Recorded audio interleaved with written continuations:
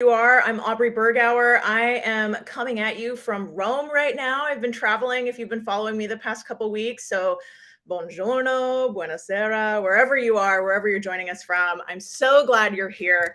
This is week 7 of 10 of a series called The Narrative is Changing. And it's all about how the narrative for classical music, for arts and culture more broadly, is changing. The pandemic has accelerated so much change in so many different ways around us. And our industry for sure has been a part of that change and acceleration. So this is all part of the LinkedIn Creator Accelerator program. So I just want to thank LinkedIn for making it possible to bring this content to you. They've been really supportive of this work. And to get into our topic today a little bit, and then I'll introduce our guest. When I talk about the narrative is changing, and specifically this week's topic of fundraising, what do I mean by that? Well, what I mean is I am hearing from more and more organizations, more and more board members, more and more staff members, even musicians, I would say sometimes, artists saying, we cannot continue to rely on the big donors at the top of the pyramid. We know that we are over relying on those big gifts. Not that we don't love those gifts, because we all do, but we know we're too beholden to that. That's a shift in the narrative for sure. We are also hearing things like, we need a plan for younger donors. Whereas a few years ago, all I was hearing was young donors don't give, millennials don't give. We know that's not true, right? We're hearing more and more, no, we need a plan. We know we need values alignment, and that's how we will recruit new and younger donors. So we're gonna get into all this in just a minute, but that's what I mean by the narrative is changing. We are hearing different things than we did even just 2 years ago, and that is a good thing. So if step 1 is that the narrative is changing, then step 2 is how do we respond to that? What do we actually do about it besides just talk about it, right? So our guest today is going to tell us all kinds of good things about that.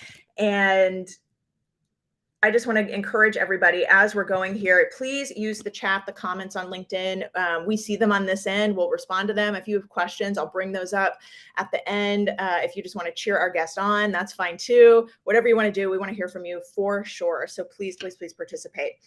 And let me introduce our guest. We have today, I'm going to turn his video on here, Louis Diez, and Louis is currently executive director of annual giving at Muhlenberg College, and he also knows classical music. So everybody in the arts world, this is a great guest. Louis has fundraised inside the arts and outside the arts, and yes, I love the props. That's awesome. And more specifically, Louis worked at the Baltimore Symphony from 2017 to 2019. He was director of the annual fund there, and he's a player, viola, right? Viola player, yeah. Yep. In the Knoxville Symphony. So again, just really knows the art form and knows the nuances of fundraising, like I said, within the arts and outside of the arts. So on top of all that, before I ever even knew of Louis's performing arts background, I was attracted to his work here on LinkedIn. So the quality of his posts are just always blow my mind, to be honest.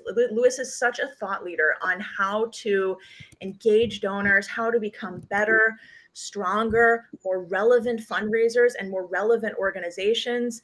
And so I was following his work for a long time with just knowing him as a thought leader and a great content producer. Then fast forward to a few months ago, and we both found out that we were both accepted into the LinkedIn Accelerator program. So I just was so excited that of the 100 participants selected among thousands of applicants, like I knew somebody, so, or at least like virtually knew somebody. So I'm extra excited for this conversation to bring Louis to you all.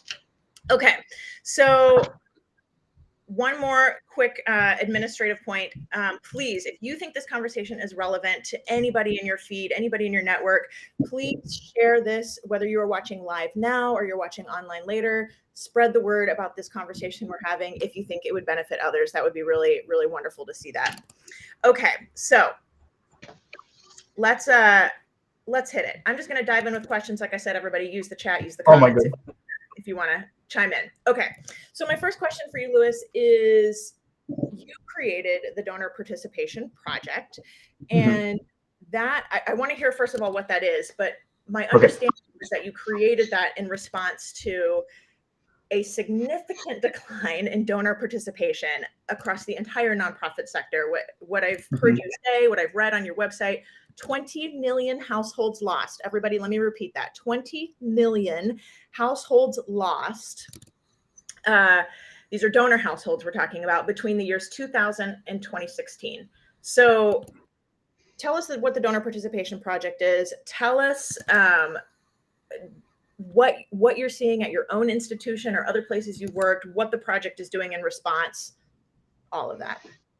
Oh my goodness. Aubrey, can I be a really bad guest and go a little bit off topic to say how much I admire you? This is, so I had a boss, and Jamie Kelly, if you're listening to this, he would show up in the office, and he was kind of a visionary, revolutionary guy. He'd show up with this article about this person, Aubrey Bergauer, who's really shaking things up, and he would distribute it, and then some people would love him, others would say, so, and now we're here today. So I'm very honored and grateful. Thank you. Aubrey. So Donor Participation Project, really quickly, it's a fundraiser community. We're at 1,100 plus now, a little bit over that, growing every day. We have, I don't know, 10 to 20 signups every day. And basically what we started to do is get together every month because we were seeing what you just noted, what the people in the arts are noticing, what people in every nonprofit sector that relies on individual donors is seeing, is that donors down, dollars up. And then all of the advice when you went out there and you tried to go on LinkedIn and find out what to do about it was, well, do another campaign and ask your top 1% for, it was like, there's a disconnect here, right? So we thought, well, nobody's going to have the answer, because if they did, then we wouldn't be here. But at least let's start talking about it, finding research, finding pieces of this that people solved. And we've connected with some great people, including in the arts. And we were talking about the Washington Chorus a little bit earlier in the pre-show talk, and just try to learn from each other. So we get together every month. It's free to join, highly recommended. For my folks, and since we're streaming to my network too, please connect with Aubrey. I always find that it's most inspirational when you find somebody who's like not totally separate, but not totally kind of inside your area of expertise, right? And there's so much to learn from Aubrey. So please connect with her. That means but that's it. Essentially. Awesome. Okay, so let's talk about change. You and I, one of the reasons we get along so well is because we both are championing change. And you talk a lot about changing fundraising practices. So what specifically is the question I have on this? What specifically needs to change? What are you seeing, like, that you just want to bang your head against the wall, or good things? We're talking about the narrative is changing. Like, what in your mind's not working and we need to do it differently? My goodness, that's a really good question. And I think the arts have like so much going for them, because some of those pieces are like built in. So for example, the fact that you typically want to have a cycle that starts with some type of invitation, then is some type of engagement or showing the work, of bringing people into kind of a more community type feeling or relationship, and then an ask. So you need all of that, right? So some people say, Louis, you mean you just have to engage people and they'll give on their own? Well, no, you still have to ask them. But and honestly, I see almost every shop has underinvested in the engagement piece. And that is like and you talk about it, when you talk about subscriptions, et cetera, that's kind of the value that's what people want. That's what they're there for. That's how you provide value to them, kind of in exchange. It's not an exchange, right? But that's why they stick around. So that's a little bit of I would say, like, the big picture, invest more in communicating in human, authentic, bi-directional ways. A lot of the marketing that happens in arts and in non-arts nonprofits is very one way, very like ads. And then when you do ask them, try to get them into ways of giving that kind of ensure that they'll stick around, like monthly giving, subscriptions, or there are other ways to do it, but that's a very popular one.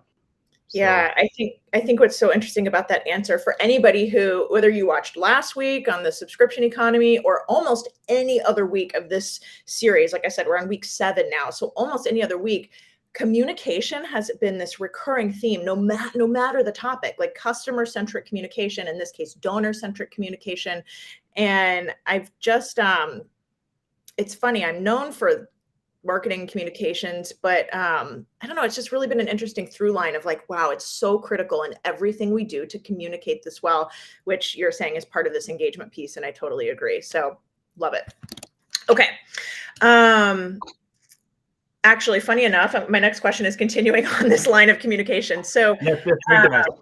we generally do a poor job, again, this is sort of picking up right where I just left off, I think, of communicating with our donors. And I guess my question here is why though? Why is this happening? If we're hearing more and more this matters, and we've got to center these people and not just treat them like a piggy bank, but actually engage. And by communication, just so everybody hears me, it's not just the next annual fund appeal. That is a communication, but that's not engagement. That's just Or the us. once per year annual report. That's not cutting it. Say more. What Oh, is, why is it, because why are we so bad at communicating? Is it because we have lean teams? That's a real reason. We got to talk about how to combat that. Are there other mhm. reasons? I mean, I'm really curious. What's your take on this? Okay, so one, I would say underinvestment. So a lot of kind of the ethos also of the donor participation project was that lots of the advice were, you're a bad fundraiser. You should be on the phone all day. And it's like people are, they're using 23 hours out of the day. They can't like possibly do more. So underinvestment. Second, thinking of marketing as something that using paradigms that used to work. So focusing on the institution, focusing a lot on marketing ad spend, making that the primary. We had a fantastic thought leader in marketing at a donor participation project session last week called Mark Schaefer, and he said the marketing funnel is dead. I People love want him. Oh my God, I love okay. Mark Schaefer. I'll Continue. send you the link. I'll send you because it's this guy was amazing. So he has a book, Marketing Rebellion, and what he essentially is saying is what we're seeing all the time is that personal people want to connect with people on LinkedIn. So it's in a way, Aubrey, it's almost like all those things that fundraisers always knew are starting like to bleed into marketing, Yes. where it's like more personal, it's more one-on-one. You have to find ways to scale it, of course, but so a little bit of that is we're not doing enough. So part of it is also the volume of content. So I mean, how many of us have not heard, oh my goodness, we're going to bother people, or we're over communicating? That doesn't exist anymore. And there's a question in the chat now from Alexander, who says, how do we break through the hype? Well, one of the things to do is to share stories that are authentic, that are relatable, that have some type of a call to action, not necessarily always give now, but that have some type of action, and share just a lot of them, put them out there. The algorithms will take care of them. If people like them, they will share them. It's a new world, and the nonprofit is not the one that's determining what is news and what isn't anymore. So before, it used to be that the I don't know where symphony would say, this is what's happened and we're going to send you a magazine and this is the reality. Now your donors are connecting in a group chat, they have a WhatsApp channel, they're on Facebook, and they're actually saying this isn't true. This happened and I heard from the concert master that you guys are horrible and yada yada. Yeah. I think what's so great about everything you're saying is, I mean, again, we're so aligned on so many things, but I frequently say marketing and development are not that different. And that's what you're saying. Like, development is marketing, and the scale is different, yes. But especially when we're talking about something like annual fund, that is much more similar to marketing because it is more mass communication. As we're moving toward, this is my take at least, as we're moving toward major donors, then that does, it's more one-on-one as we're moving toward those bigger and bigger gifts. But this idea, I say all the time, marketing is education, and more I'm saying marketing is also, or fundraising is marketing, marketing is education. That gets into the storytelling, that gets into the content. Like, yeah. Anyways, it's a whole nother week. Everybody, sneak preview. We're on another week. We're going to talk about our siloed teams and how do we change that and all. But this is like the preamble to that conversation of like, it's not that different. This work is actually very holistic in that way, very similar, I believe. So, okay. Let's talk about millennial donors. So I said it at the top, I'll say it again. The conversation used to be they don't give. Mm-hmm. And we know now that is not correct. And it's so funny. I mean, I'm technically a millennial. I'm like the oldest millennial out there. I'm almost 40, and so it's like this is an age range that we can't say they don't give. We now have proof that that's not true. So, what have you learned though? What have you learned about millennial donors? What have you learned about how arts organizations can better fundraise from this group? I'd love to hear your thoughts on that. Yeah. So when I was at a symphony, a lot of the annual fund, and we had a whole big confusion and conversations about membership and annual fund and all of that, but it was very transactional, right? And and that is working less and less, and and it's especially not working among those younger demographics. So a couple of thoughts here. We had a session with the donor participation project with a researcher from Harvard Divinity School, and she's now at a company called Sacred Design Lab. And she did a study with analyzing organizations that were doing really well with millennials. And it was not only nonprofits, it was like CrossFit and the dinner table. And and the big takeaway is that people come for something, for a workout, for food, for painting, but they stick around for the community. Okay, and then that got me on a really kind of long exploration of what community is, and I tried to distill that down into a definition that's communities when people get together in ways that are purposeful, participatory, recurring, and identify leaders. So say that again.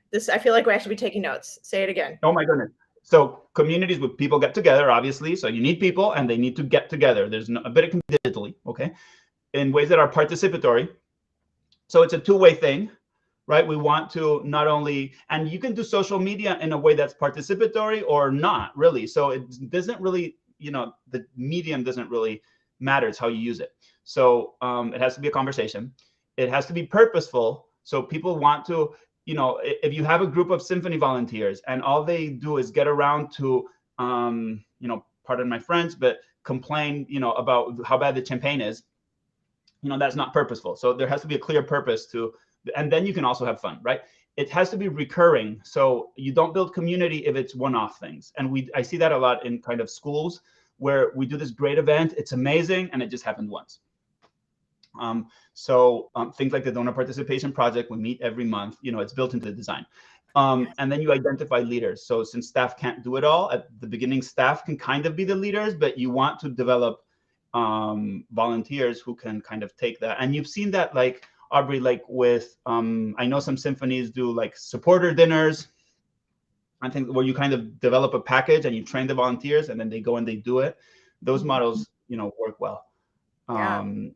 So that community piece seems to be critical, and so kind of what the market seems to be demanding for millennials and others, honestly.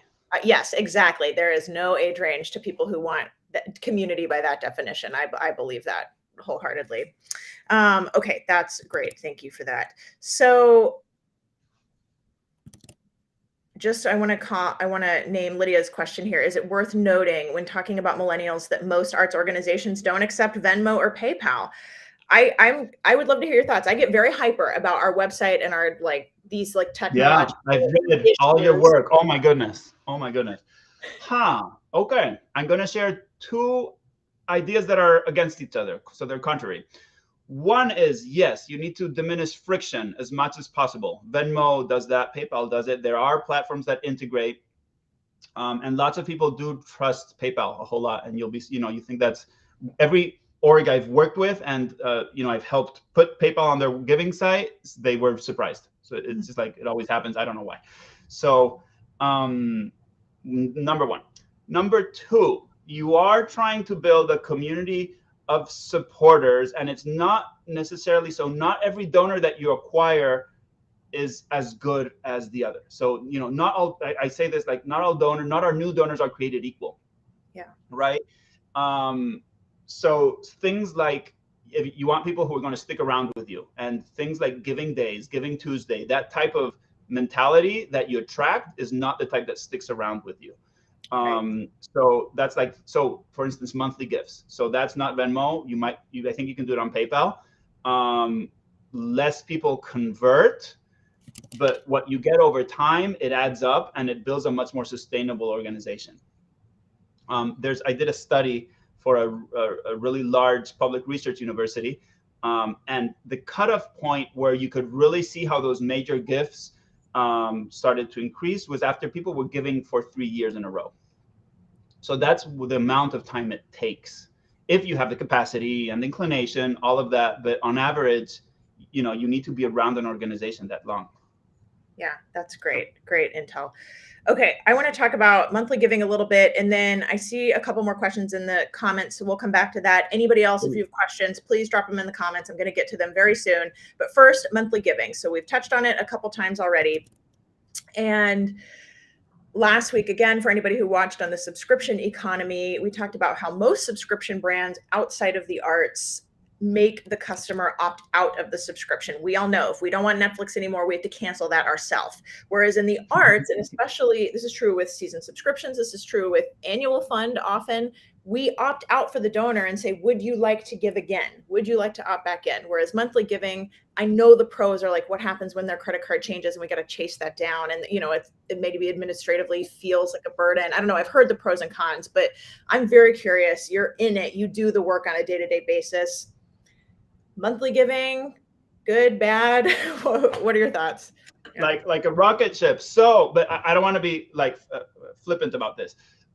We did a ton of research. My school, I think, is the only one or one of the very few, I haven't seen any others, that actually transformed the entire operation to be monthly giving first. So why did we do that? Hey, tell us everything. I did not know that about you. So go ahead. Okay, so if you go to give.muhlenberg.edu, and I'll let you guess how you spell Muhlenberg, you'll see that all the forms default to monthly.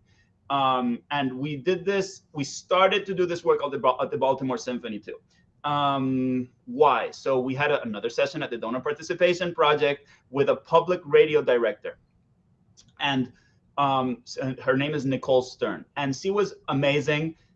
But what she shared was that monthly giving is not an add-on. It's a change in model. And you hear that too when you read interviews with the founder of Charity Water, who was talking with all his kind of Silicon Valley connections. And they were saying, if you're going to be a subscription company, like you have to be a subscription company. You can't like do it halfway. Sure. I just want to chime in and say Charity Water is like my go-to case study for successful monthly giving. I think they've done an exceptional job. Well, and there's always lots of opinions. And every time I put a statistic out there, there are like 5 people who have a different one. But I kind of, we're all kind of fumbling our way around trying to tease out what the future is and what the path is that we want to create for ourselves. If you look at how many donors have stopped giving just to nonprofits, probably since 2008. In the last, another statistic from the School of Philanthropy at Indiana University, there were 2/3 of U.S. households giving every year 10 years ago. Now that's down to half. So it's equivalent to what you shared earlier, Aubrey. So if you look at organizations that have increased their number of donors, okay, and I've looked everywhere I could, you find some research from Blackbaud in public media. Those they're hanging on to their number and it's growing. So how amazing is that when everybody else is on the decline, right? And then Charity Water, of course, is going through the roof. I heard from somebody who's closely involved with them that they're at 70,000 monthly donors. Their goal for this year is 100,000. Wow. So, I don't know what the way forward is. Nobody has all the answers, but that seems like a pretty good bet. Yeah. Well, I mean, we're having a conversation about how the narrative is changing, and everything I do is talking about what needs to change. And if we know if the old way is not working, then let's try something different. So oh my gosh, I'm like totally drinking this up. This is awesome. Okay. So let me turn to some of these questions in the comments here. So, shifting gears a little bit, corporate giving. So what corporate giving also definitely has been on the decline. So say more about that. Is there anything that you've seen that's working, or do you think it's just not where the juice is not worth the squeeze? What are your thoughts?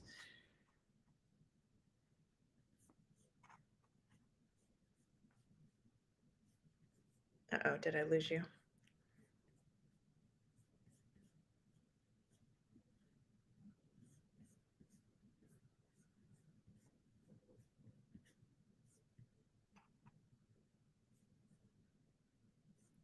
I think we might have lost you, Louis. I'm not sure if it's my connection here or if it's yours there.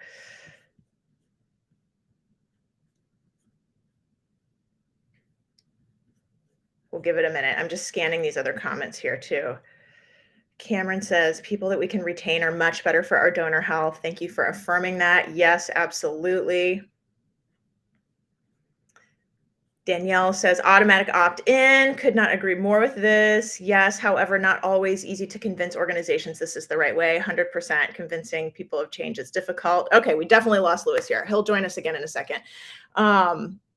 I think, well, Danielle, just to respond to that, this is why I became so data-driven, because way back early in my career when I was championing change, no matter the topic, I just learned that to come armed with data makes so much of a difference versus this is Aubrey's opinion or just a case study of a one-off organization. That all helps, but to have these statistics of the decline in donor households or the success statistics of not just a charity water, but as Louis was saying, any organization he's seen able to have an increase in annual fund donors, it's because monthly giving was a component. So yeah, not always easy to convince the organization. Absolutely true.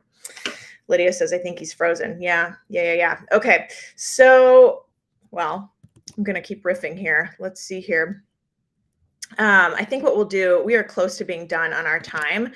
So maybe I'll just wrap it up. And if he joins, we'll maybe hit another question or two. But I will end us today by saying that Louis really is awesome. I said this at the top, but I'll say it again. I've been so attracted to his work and his thought leadership, and even just the glimpse we got today into that. I think he's very